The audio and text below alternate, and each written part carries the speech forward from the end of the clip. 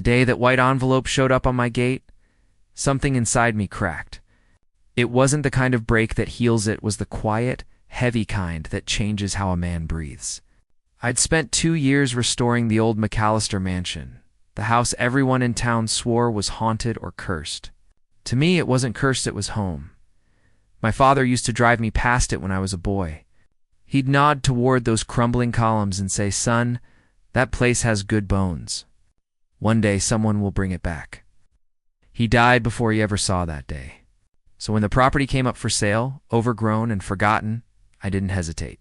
I signed the papers in his old flannel jacket, the same one he wore when he taught me to sand, wood straight.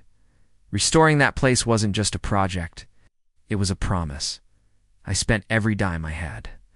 Every weekend I was there, sanding floors, repainting shutters, rewiring fixtures that hadn't worked since the 1940s. My wife Laura and I tore out rotten boards and found hand-carved initials in the beams. Dated 1923. The house breathed again, room by room. By the summer of last year, it stood proud, cream-white siding, new oak doors, brass fixtures shining in the morning sun. We had a little flagpole by the porch. Every Sunday, I'd raise that flag, just like Dad used to. Folks driving by would honk or wave. Even the sheriff, Rick Hollis, gave a thumbs up once. But not everyone was happy. That letter on my gate came from the Lakewood Estates Homeowners Association. I didn't even know I was part of one. Turns out the neighborhood's historic zone was annexed under HOA control years ago. They claimed my restoration altered the architectural balance and that I owed $38,600 in retroactive compliance fees. I laughed when I first read it. Thought it had to be a scam. But the letter was signed and notarized. HOA President Margaret Finch. If you've ever met a woman who thinks she was born to boss the world, that's Margaret. Always in a visor, clipboard under her arm. Measuring lawns like they were national property, I drove to her house the next morning. She didn't even invite me inside, just stood on her porch in tennis whites like she owned the sun. "Mr. Walker," she said, "you should have consulted the board before altering the facade. I replaced rotted wood, Margaret," I said. The place was falling apart. She smiled that tight-lipped smile. "Restoration or not, you violated Article 17B. If you don't settle the fees within 30 days, we'll be forced to take legal action." I walked back to my truck, every step heavier than the last. Legal action. For fixing something that was dying? That night, Laura found me sitting on the porch, staring at the mansion under the porch light. "You okay?" she asked. I nodded, though I wasn't. "They're trying to bleed us, Laura." She squeezed my shoulder. "We didn't buy this house to quit halfway, so we fought back." I wrote letters, called lawyers, brought out the original 1925 deed. I'd no mention of an HOA then. Our attorney, Dave Mullins, said the HOA's claim was shaky, but not impossible. "They're betting you'll give up before it goes to court," he said. "But I don't scare easy." 3 weeks later, I got the shock of my life. A county sheriff's truck pulled into the driveway. Out stepped Rick Hollis himself, the same man who'd waved at me a few months back. His face looked older that morning, Rick. I said, "Tell me this is a joke." Side handed me a folded paper. "Got a notice from the HOA's attorneys. Court order for inspection and valuation." "In English?" I asked. "They're claiming your property's in violation. If you don't comply, they can petition for demolition." I laughed more out of disbelief than humor. Demolition. They want to destroy a 100-year-old landmark because I painted it. Rick shook his head. "I don't like this any more than you do. But I have to follow procedure." I looked past him at the mansion. The morning sun hit the windows, and for a moment, I saw Dad's reflection. Steady, proud, silent. I swore right then I wouldn't let them win. That night, I pulled out every document, permits, receipts, deeds, and stacked them on the kitchen table. Laura brewed coffee while I scribbled notes and highlighted clauses until the clock hit 2 a.m. "This isn't just about money," I told her. "They want control. They can't stand that someone fixed what they let rot." We started recording everything. Every call, every letter, every threat. And it didn't take long for me to discover something ugly. Margaret Finch's brother owned a construction company. Guess who got most of the HOA's renovation contracts? That was their game.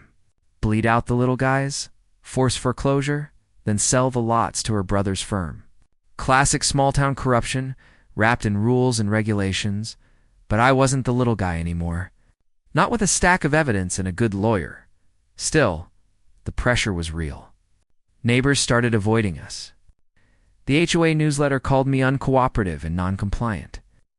I'd find flyers on my gate with words like unsafe structure and public risk. Not once. Someone spray-painted pay up on my mailbox. That's when I realized this wasn't just about a fee anymore. They wanted me gone. One evening, I sat on the porch, the flag flapping above me, watching the sun sink behind the oak trees. I thought about Dad again. How he'd spent his life fixing broken things, tractors, barns, people. He always said, "Son, if you start something worth doing, finish it, even if it breaks you." I took a deep breath and decided I was going to finish this, but not their way. Mine. Next morning, I called a friend at the county archives. If the HOA claimed authority over my property, there had to be a paper trail. He promised to dig through old zoning maps and land records. "Give me a week," he said. Something about that annexation never sat right with me. As I hung up, I looked at the mansion one more time. Its white columns stood tall against the morning sky, stronger than the people trying to tear it down. For the first time in weeks, I felt hope. But hope is a dangerous thing in a town run by power-hungry people. Because the next thing I heard was a sheriff's knock again, this time not for a paper, but for a warning. And that's when things started to get ugly. I woke up to a red pulse flickering across the bedroom ceiling, one slow sweep, then another. For half a second, I thought it was a thunderstorm playing games with the blinds. Then I heard the short chirp of a siren and the rumble of a county truck idling in my drive. Laura sat up. "Rick again?" I glanced at the clock. 6:12 a.m. "Only man who knocks before sunrise is either a neighbor in trouble," I said. "Slipping on my boots, or someone who wants to make a point."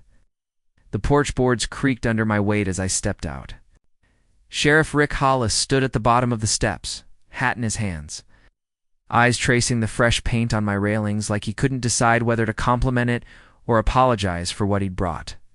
There was a second truck behind his, a white pickup with a magnet sign. Finch Compliance and Consulting parked nose to nose with my oak tree. I felt my jaw set. "Morning, Sheriff." "Morning, Sam," he said. "Mind if we look around the exterior?"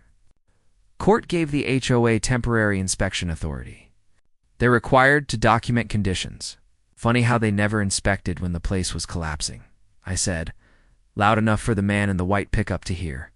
He was a smaller version of Margaret, same sharp chin, same I smell moany grin. He stepped out with a clipboard, didn't bother with a hello.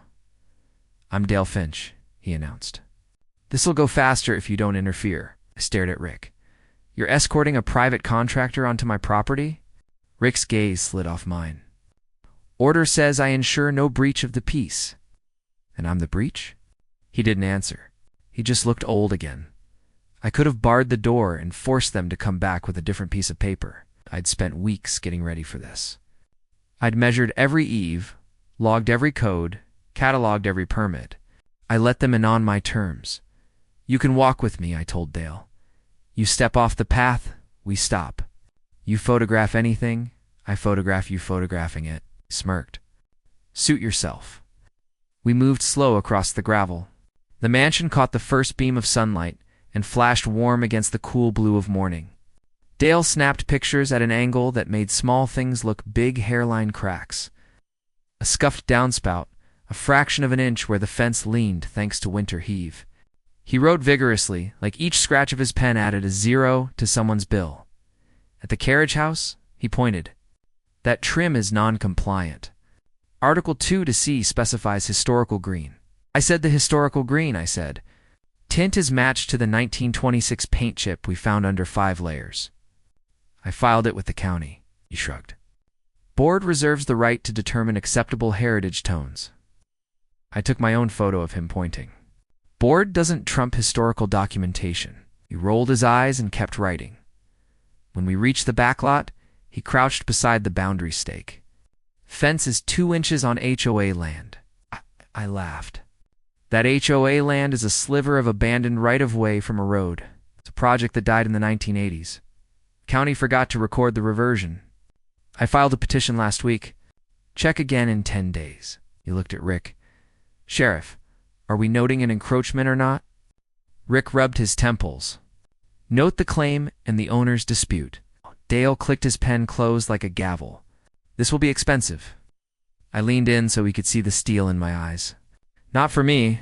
He left at 7:03, tires crunching down my drive, white dust hanging in the air like a held breath. Laura brought out 2 mugs, set one in front of me at the porch rail. How bad? She asked. They came to scare us, I said. So I smiled back. She squeezed my forearm. Your father would have been proud. Only if I finish, I said. By 9, my friend at the county archives called. Sam, you sitting down? Give me the headline.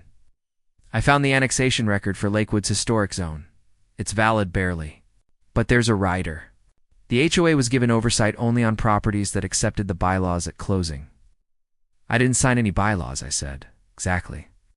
The deed transferred to you cites only county code and the state preservation statute. No HOA rider. You're not under them. I shut my eyes and let the sun warm my face. Send me certified copies. They're printing. Also, you'll want this.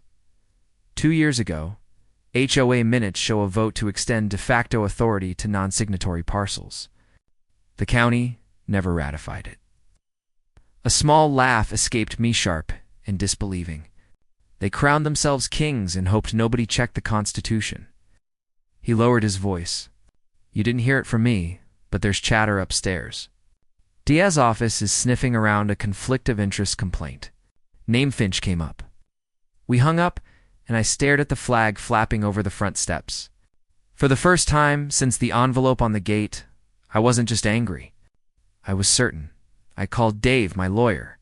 We're filing for declaratory judgment, he said after I relayed the news. We'll ask the court to confirm you're outside HOA jurisdiction, and we'll move to sanction them for harassment. Do it. By noon, I had a fat envelope of photocopies and a plan. I drove to town hall in my old Ford, same bench seat Dad and I had ridden when he taught me stick. The clerk, Miss Patty, still wore the thick glasses she'd had since I was 12. She blinked at the papers. Mercy. Margaret won't like this. Good thing I'm not mailing it to her. Outside, a camera crew stood by the fountain, local station KQRT. I knew the reporter, young guy, eager hair that refused to lie flat. He stopped me. You the homeowner fighting the HOA? I'm the homeowner living in my house, I said. Mind a comment on camera? I glanced at my watch. The old me would have avoided it, kept the fight quiet. But you put a bully in the dark, and he grows. You drag him into the light, and folks see what he is. I'll say one thing, I told the lens. Historic homes should be restored, not shaken down. If the rules mean anything, they apply to everyone, especially the people writing them. The clip aired at 6. By 7, my phone buzzed with messages from neighbors I hadn't heard from in months. Turns out I wasn't the only one who'd been targeted. There were mysterious fines for mailbox heights. Grass varieties. Porch swing chains not matching the community aesthetic. Folks paid because they were scared to lose their homes. The Finch contracts kept showing up in those texts like a stain. At 8:15 p.m., Margaret herself marched up my steps, visor and all, lips pressed into a line so thin it almost disappeared. She didn't knock. She planted herself on the top tread like she was laying claim. You're making a spectacle, she said. No, ma'am, I replied. I'm making a record. You signed when you moved in, she hissed. Show me the page with my signature. I held up the certified packet. Or better yet, show it to a judge. Her eyes flicked to the gold seals, then back to me. You're making enemies you can't afford. My father taught me something, I said quietly. If a man can ruin you with a rule he made for himself, then it wasn't a rule. It was a racket. Color rose under her collar. This isn't over. Agreed, I said. See you in court. She left with the stiff gait of someone who'd been told no for the first time in years. The crickets woke up, and the night settled into its ordinary noises, the creak's whisper, the soft rattle of our porch swing in a barely there breeze. I should have slept like a man who finally had the truth in his pocket. Instead, I sat at the kitchen table, pen tapping a slow rhythm on the oak. There's a particular kind of silence that arrives right before a storm, when you can't see clouds yet, but the air tastes like penny metal. That's what the house felt like. At 11:03 p.m., a rock hit the mailbox with a clang. I was out the door in seconds, flashlight beam sweeping the gravel. Whoever it was ran between the pines toward the cul-de-sac. They left a flyer under the flagpole, pinned to the dirt with a tent stake. Notice of emergency hearing, unsafe structure abatement. Tomorrow, 9 a.m., County Annex. Petitioners, Lakewood HOA. Relief requested. Immediate demolition order pending compliance plan. I stood there beneath the flag, the paper fluttering against my boots. Emergency, I muttered. They were going to try and ambush Skip, the slow grind of ordinary process. Bury me in a meeting room at the annex while half the town mowed their lawns. I carried the flyer inside and set it beside the stack of certified copies. Laura read it, pressed her lips together, then reached for my hand.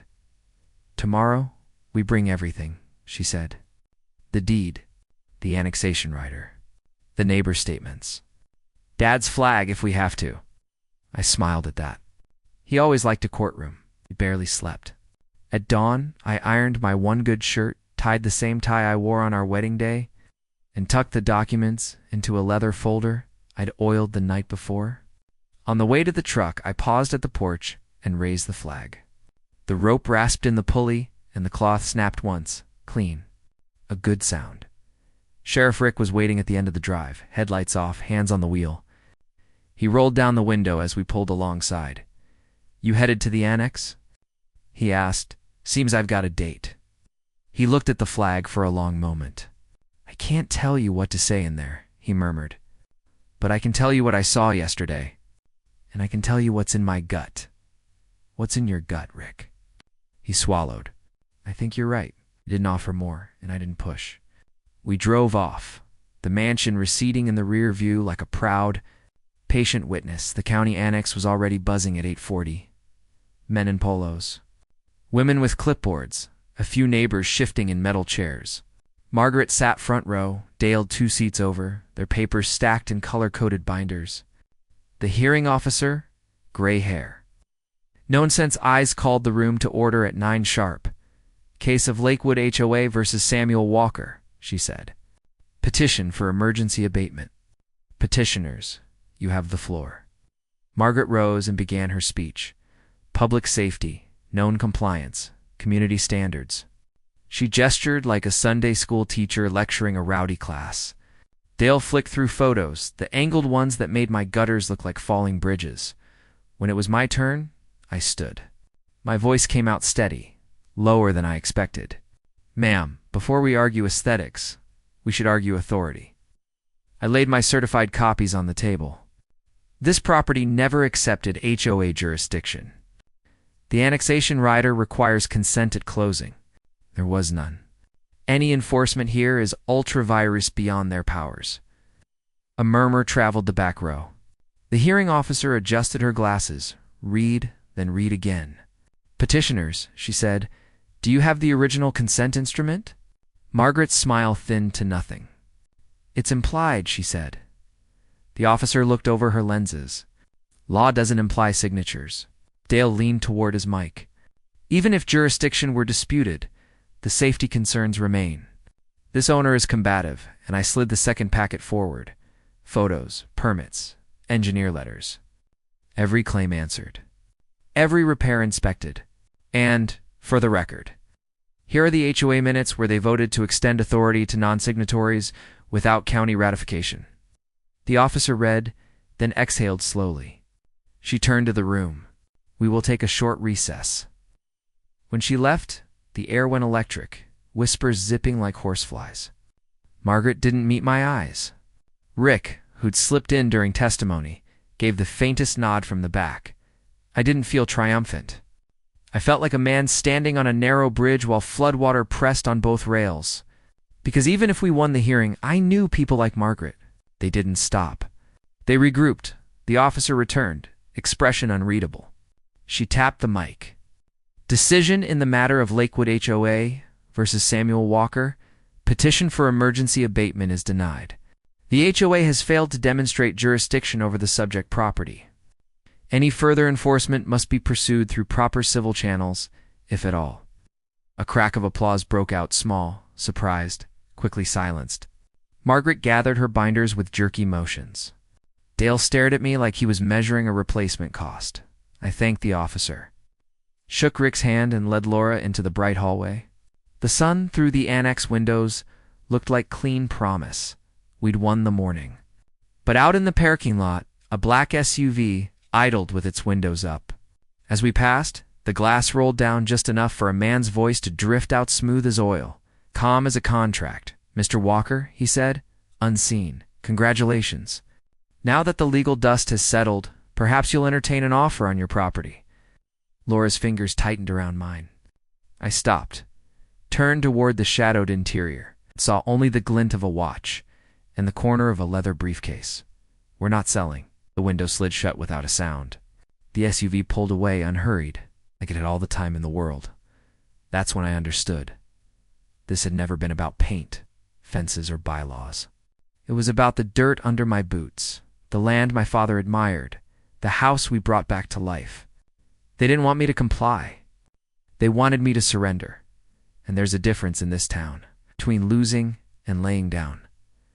We drove home in silence, the flag on our porch already stirring in the noon heat. I parked by the oak and listened to the house. It didn't sound afraid. "Ready?" Laura asked. I nodded. "Ready." The hearing was barely a day old when the letters started again. This time, they didn't come in envelopes. They came in whispers of neighbors who used to wave, now cutting their engines when they passed. A note on my windshield that said, "Watch your back," and a phone call that hung up after one word, "Sell." I'd expected Margaret to lick her wounds. Instead, she doubled down. Her brother Dale vanished from public view, but someone had clearly replaced him. Paperwork started moving at a speed no small-town office could manage without a push from somewhere higher up. Laura and I spent nights at the kitchen table turning over every page of every file. We had one goal: follow the money. Our lawyer Dave found the thread first: shell companies with matching P.O. boxes. It's all routing funds through the same construction trust. That trust had bought 2 vacant parcels right beside mine. If they got my land, they'd control the whole ridge overlooking Lake Monroe. Prime site for a heritage lifestyle community. It could hit me like cold rain. They didn't just want my house, they wanted the view.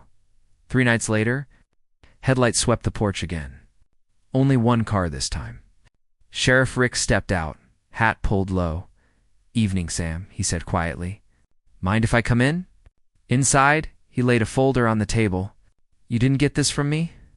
Inside were complaint forms filed against Minoys. Trespassing, aggressive behavior, each one anonymous. Enough of them, and the county could declare me a public nuisance. "They're trying to make you look unstable," Rick said. "I figured you should know before it sticks." Laura poured him coffee, hands shaking. "Can they do that?" Rick nodded grimly. "They can try. But I've been digging too." Pulled out a photo, Margaret, shaking hands with a man in a dark suit. "That's State Senator Clifford. Her cousin. The one pushing the new development grant. They want your ridge for the access road." I sat back, heart pounding but clear as glass. "So that's the game." Rick hesitated. "If you fight, it'll get ugly. You'll need proof they crossed a line." "I already have it," I said. "Now I just need people to see it." Saturday morning. I called in every favor I'd earned in 20 years of neighbors I'd helped fix fences for. Veterans from the VFW, old classmates. I didn't tell them what to say, just the truth. Show up. By noon, the square was full, maybe 80 folks, maybe more. I rolled out the projector Dave had borrowed from the library and pinned a sheet to the courthouse wall. Most of you know me. You watched me tear down rotten boards and raise this house back up. I thought that was all I'd ever have to fight for. Turns out, some folks think history's for sale. Then I clicked through slides, the fake minutes, the unratified annexation. The payment ledgers showing HOA fees funneled to Finch Construction. Every document dated, notarized, public record. The crowd murmured, low and angry. When the last slide faded, a voice from the back hold Mr. Baker, who'd lived there since before the HOA, said, "So they've been robbing us blind?" I didn't have to answer. The silence did it for me. Margaret tried to cut through the crowd, shouting about confidential documents and defamation, but no one moved for her. Even her allies looked away. Rick stood on the courthouse steps, arms folded, saying nothing. And that silence was louder than any speech. By evening, the county board called an emergency review. They suspended the HOA's charter pending investigation. The Finch's construction license was frozen. And that night, for the first time in months, I slept without listening for engines. 3 weeks later, a letter arrived not from the HOA, but from a preservation society. They'd seen the story on the local news.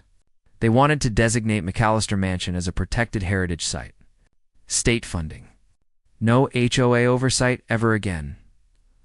Laura cried when she read it. I just sat on the porch watching the sunset paint the porch rails gold.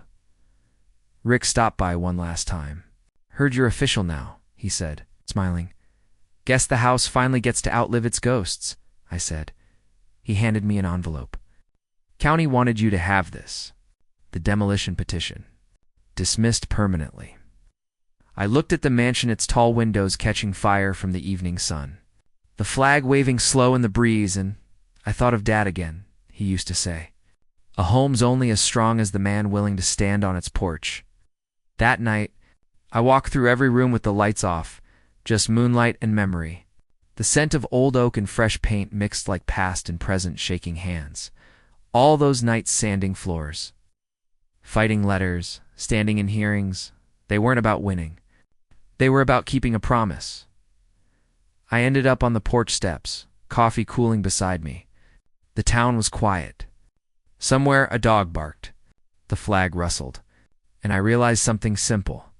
You can't buy heritage, and you sure as hell can't bully pride. Sometimes standing up for what's right doesn't look heroic. It looks like paperwork, long nights, and showing up when you'd rather walk away.